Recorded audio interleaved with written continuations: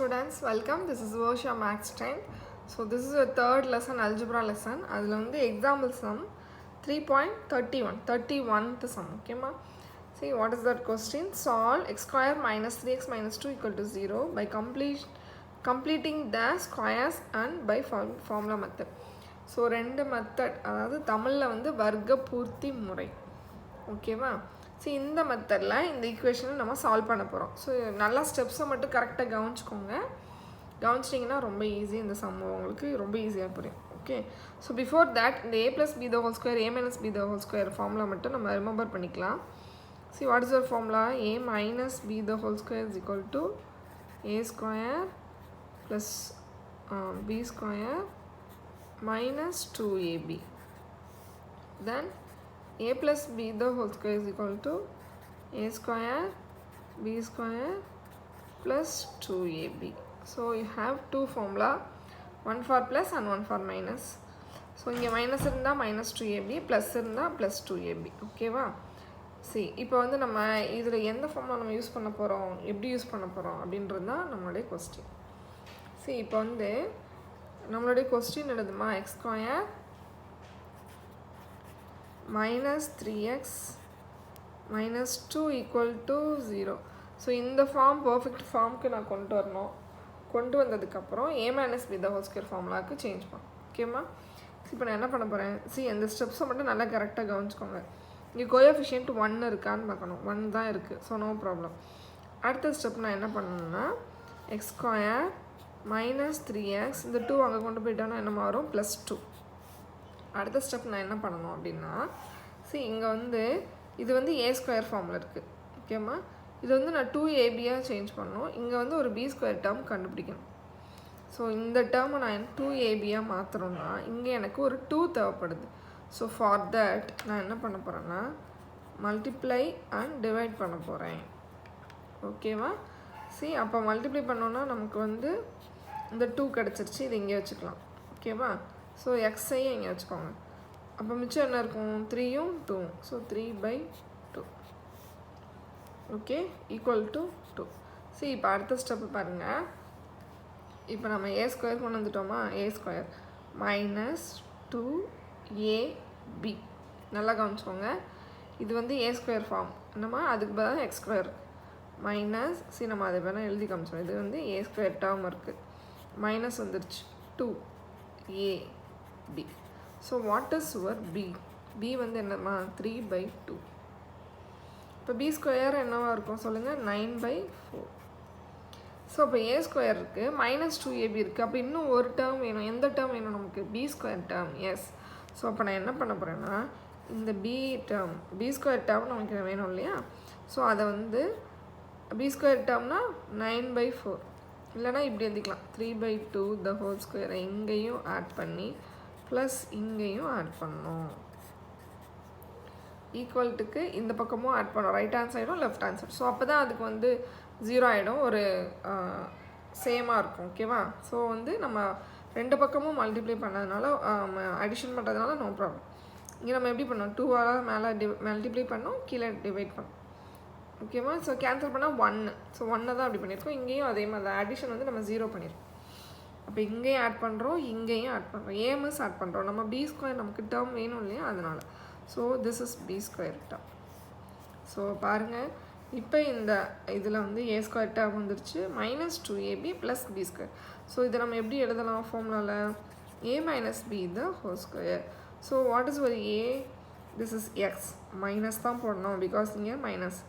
What is ஒரு b மா, b வந்து 3/2 the whole square. Okay, so இப்போ இதை நம்ம சிம்பிளிஃபை பண்ணணும். எப்படி பண்ணுவீங்க, இங்கே 2 + 9/4. ஸோ இது எல்சிஎம் எடுத்திங்கன்னா என்ன பண்ணணும், இங்கேயும் 4ஆல் மல்டிப்ளை பண்ணணும், இங்கேயும் 4ஆல் மல்டிப்ளை பண்ணணும். ஸோ மேலே 8 இருக்கும். ஓகே, இங்கே வந்து 9, டோட்டலாக 4. ஸோ திஸ் இஸ் 17 வரும், 17/4. So this is X minus 3/2 the whole square. Okay, so whole square பண்ணால் நம்ம என்னமா செய்யணும், ரூட். இங்கேயும் ரூட் எடுக்கணும், இங்கேயும் ரூட் எடுக்கணும். நம்ம எக்ஸோட வேல்யூ தானே கண்டுபிடிக்கணும். இங்கே வந்து ரூட் எடுத்திங்கன்னா எக்ஸ் மைனஸ் 3/2. இங்கே ரூட் எடுத்தோம்னா ரூட் 17.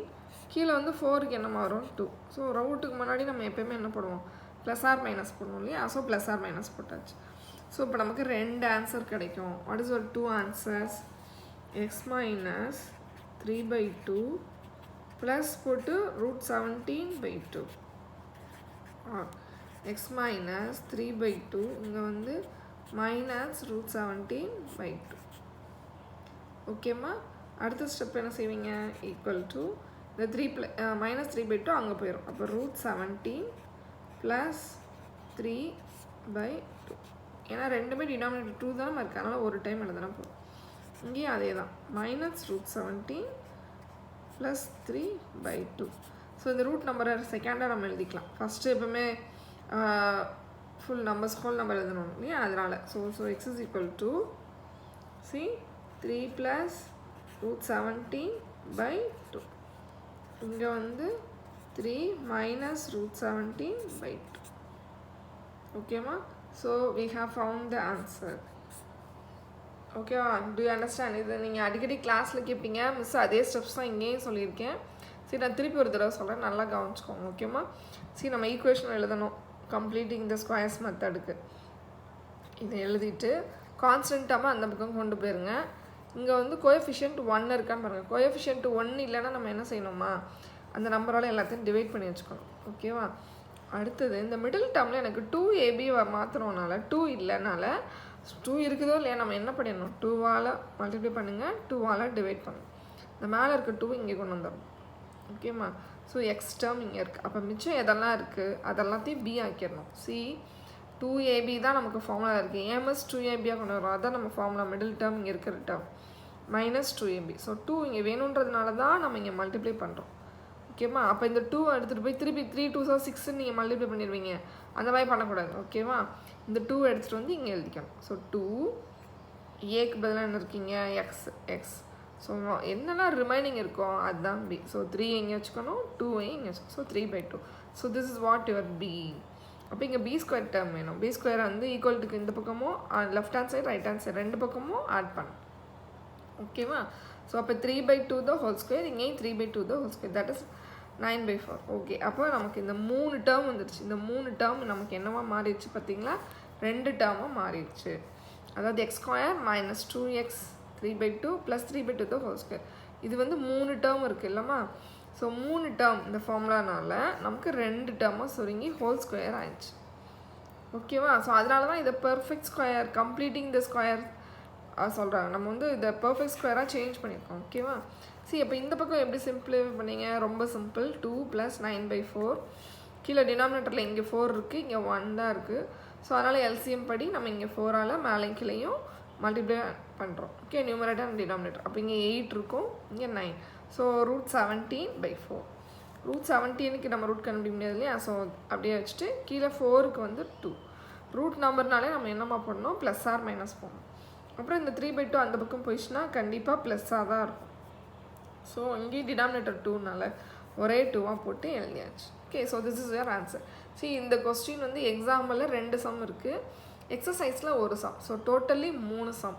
கொஸ்டின் வந்து எப்படி சேஞ்ச் பண்ணாலும் you have to do the sum. Okay, next sum நான் இன்னும் கிளியராக திரும்பி இதே மெத்தடில் கொஞ்சம் டிஃப்ரெண்ட்டாக சொல்லித்தரேன். ஓகேவா? See, I hope you all understand. So please, after watching the video, do the sum. Okay, thank you.